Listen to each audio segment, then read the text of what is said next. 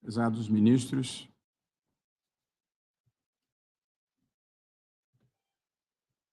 leio um breve pronunciamento para o tribunal que intitulei o Supremo Tribunal Federal e a defesa da institucionalidade. Um pouco de história política do Brasil. Em novembro de 1891, Deodoro da Fonseca, primeiro presidente da República, renunciou após uma tentativa fracassada de golpe de Estado. Foi substituído pelo vice-presidente Floriano Peixoto, que, violando a Constituição, deixou de convocar eleições e permaneceu ilegitimamente no poder até 1894. As tentativas de quebra de institucionalidade nos acompanham desde os primeiros passos da República Brasileira. Em 1892, diante de um habeas corpus impetrado perante o Supremo Tribunal Federal, em favor de generais que haviam se rebelado contra decisões suas, o mesmo Floriano Peixoto teria pronunciado uma frase que ficou célebre: se o Supremo Tribunal Federal conceder o habeas corpus, não sei quem amanhã dará habeas corpus aos ministros. Fecho aspas. O Supremo terminou por não conhecer do habeas corpus, considerando se tratar de questão essencialmente política. Esses episódios que eu acabo de descrever revelam três facetas da história constitucional e republicana brasileira: presidentes autoritários, militares envolvidos em política e ameaças ao Supremo Tribunal Federal. Do início da República até o final do regime militar, a história do Brasil foi a história de golpes, contragolpes, intervenções militares, rupturas ou tentativas de ruptura da legalidade constitucional. Não é difícil demonstrar o ponto. Fazendo um corte cronológico dos últimos 100 anos, tivemos tentativas de golpe do movimento tenentista em 1922 e 1924, contra Arthur Bernardes.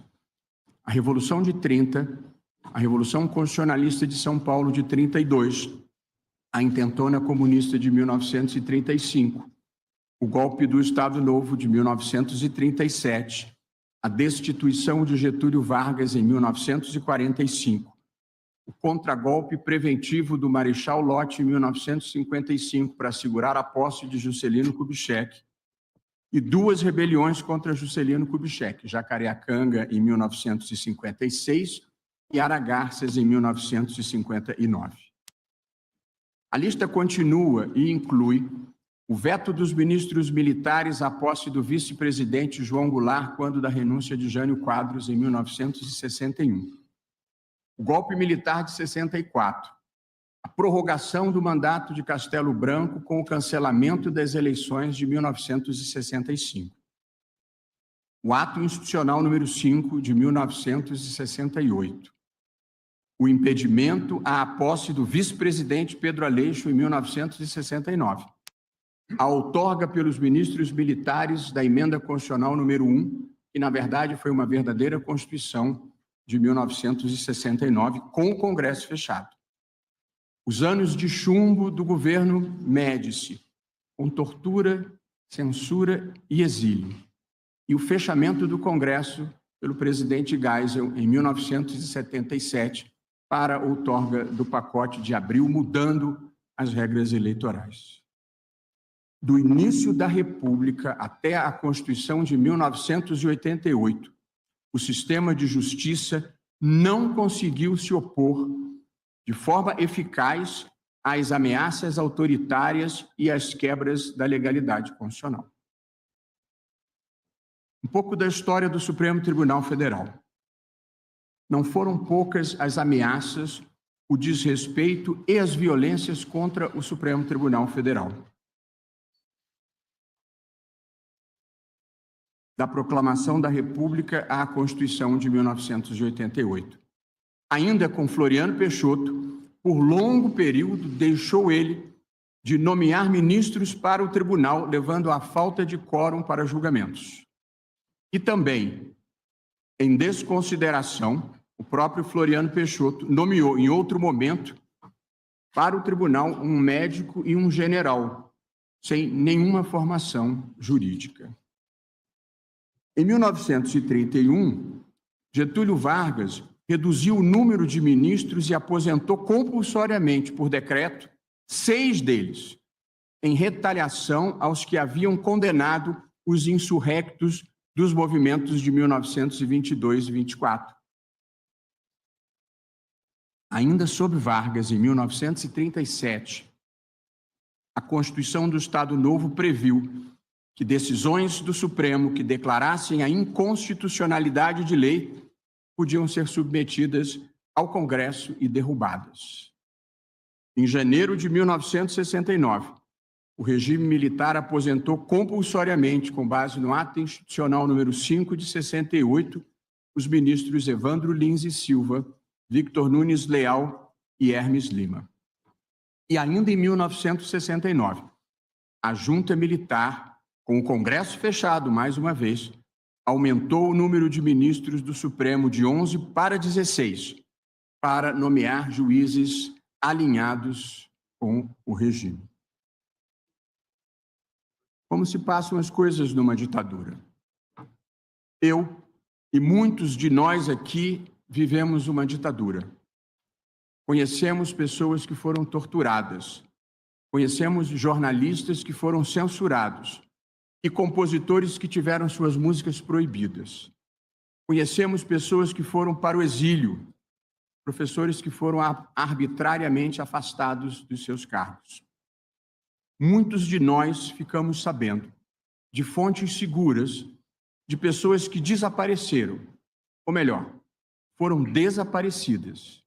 Um desses episódios foi recentemente retratado com refinado toque de humanidade no filme Ainda Estou Aqui, de Walter Salles, com Fernanda Torres, Fernanda Montenegro e Selton Mello. Ficamos sabendo também de pessoas que foram assassinadas em quartéis e as autoridades simularam suicídio, como nos casos de Vladimir Herzog e de Manuel Fiel Filho. Muitos de nós conhecemos a jornalista que foi presa aos 18 anos, grávida e mantida por horas em um quarto escuro com uma cobra jiboia.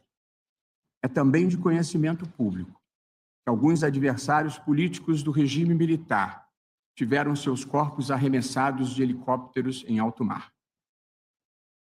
Todos nós acompanhamos ou estudamos o atentado do Rio Centro, em 1981, quando integrantes dos purões da ditadura pretendiam explodir bombas durante um show de música popular brasileira, com a presença de milhares de jovens. E quando, por trapaça da sorte, a bomba que atingiria o público atingiu os próprios terroristas, a investigação levada a efeito foi uma constrangedora falsificação da verdade. Nós vivemos uma ditadura. Ninguém me contou. Eu estava lá. E por isso, para mim, para muitos de nós, para a nossa geração, o constitucionalismo e a democracia são tão importantes. Eles são o antídoto contra tudo isso que eu descrevi. Todas as pessoas têm em si o bem e o mal. O processo civilizatório existe para reprimir o mal e potencializar o bem. As ditaduras frequentemente fazem o contrário. A Constituição de 1988. A Constituição de 1988, no entanto, tem proporcionado ao país o mais longo período de estabilidade institucional da nossa história republicana. E não foram tempos banais. Tivemos 2 impeachments de presidente da República, um deles bastante controvertido. Tivemos hiperinflação, planos econômicos fracassados e escândalos de corrupção. Tivemos hiperinflação, mas ninguém, diante de todas essas vicissitudes, cogitou em qualquer momento de uma solução que não fosse o respeito à legalidade constitucional. Nós superamos os ciclos do atraso e o nosso papel aqui no Supremo Tribunal Federal é o de impedir a volta ao passado. O que aconteceu entre nós? Nos últimos anos, a partir de 2019,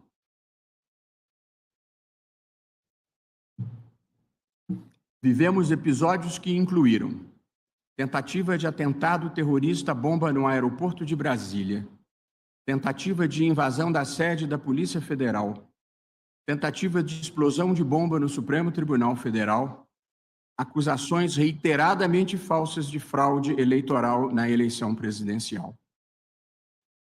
Também houve mudança de relatório das Forças Armadas, que havia concluído pela ausência de qualquer tipo de fraude nas urnas eletrônicas. Houve ameaças à vida e à integridade física de ministros do Supremo Tribunal Federal, que se repetem até hoje, inclusive com pedido de impeachment.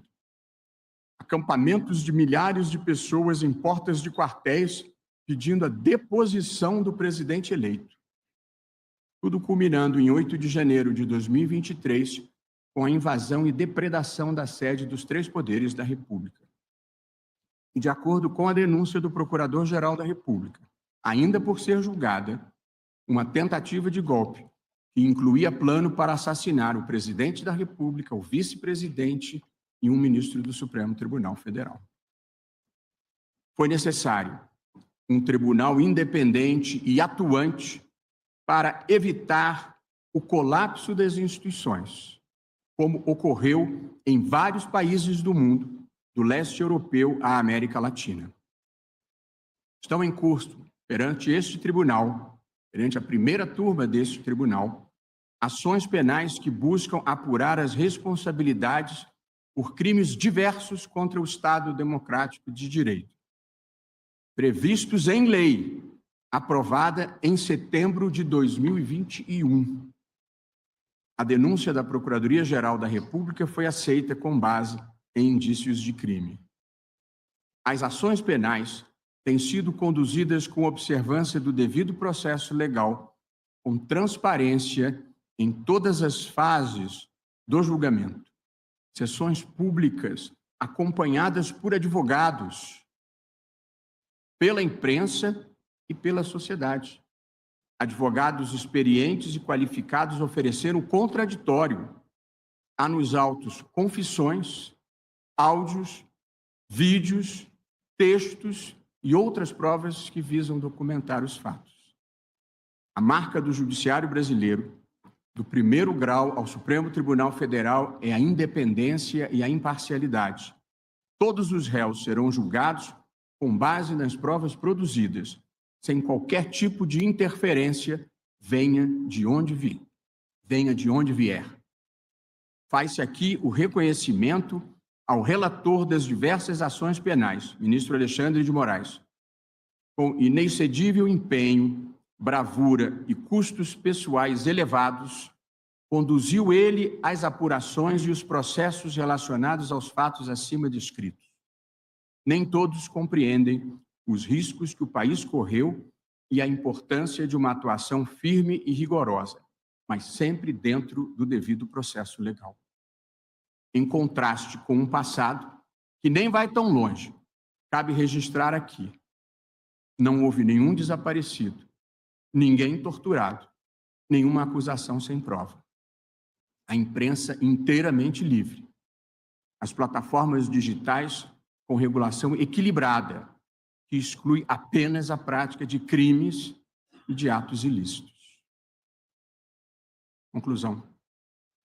Nós somos um dos poucos casos no mundo em que um tribunal, ao lado da sociedade civil, da imprensa e de parte da classe política, da maior parte da classe política, conseguiu evitar uma grave erosão democrática, sem nenhum abalo às instituições.